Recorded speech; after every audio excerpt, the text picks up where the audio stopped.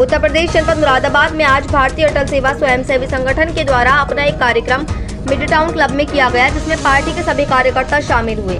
बता दें कि ये कार्यक्रम कार्यकर्ताओं को नियुक्ति पत्र देने के लिए किया गया। नियुक्ति पत्र को समर्पित करने का चला प्रभाव, जिसमें इसी अवसर पर माननीय प्रदेश अध्यक्ष नीरज झा जी मुरादाबाद आए, जिनका फूल मालाएं पहनाकर जोरदार तरीके से भव्य स्वागत सभी कार्यकर्ताओं ने किया।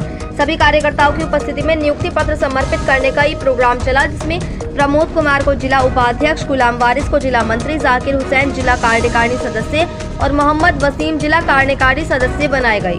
इनकी नियुक्ति के उपलक्ष्य में ये प्रोग्राम रखा गया। बता दें कि सभी कार्यकर्ताओं में एक खुशी की लहर नजर आई और सभी कार्यकर्ताओं में नियुक्ति पत्र लेकर एक उत्साह देखने को मिला। सभी को नियुक्ति पत्र देकर उनकी जिम्मेदारियां सौंपी गई और संगठन को किस तरह से आगे बढ़ाना है, इस विषय पर भी चर्चा की गई। वहीं जिन जिन लोगों को नियुक्ति पत्र मिले हैं, उन सभी ने अपने पद को संभालते हुए अपनी जिम्मेदारियों को समझा। सभी कार्यकर्ताओं में एक अलग ही जोश और उत्साह देखने को नजर आया।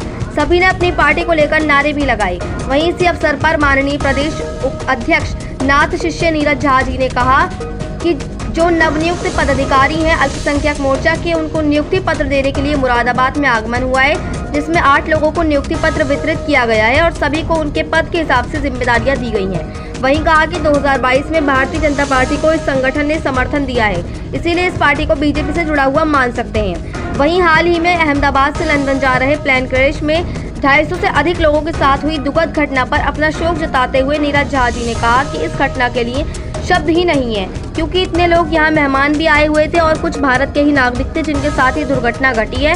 इसके लिए मैं शब्दहीन हूँ।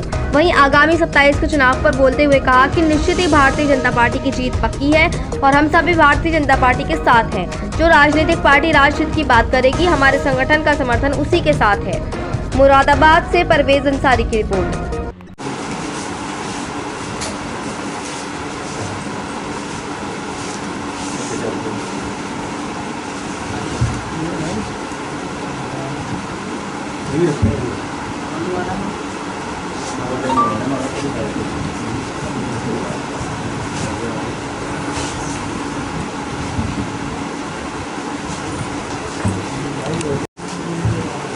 और किसके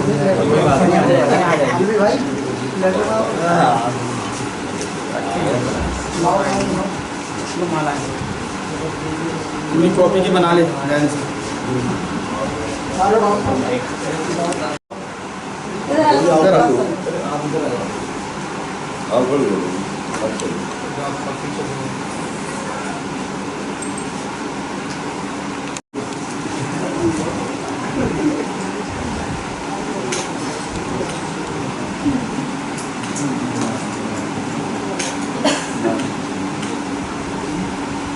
ठीक है।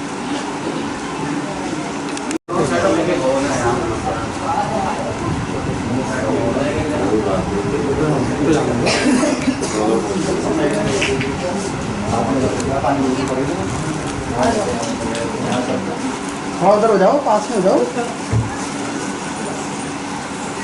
अरविंद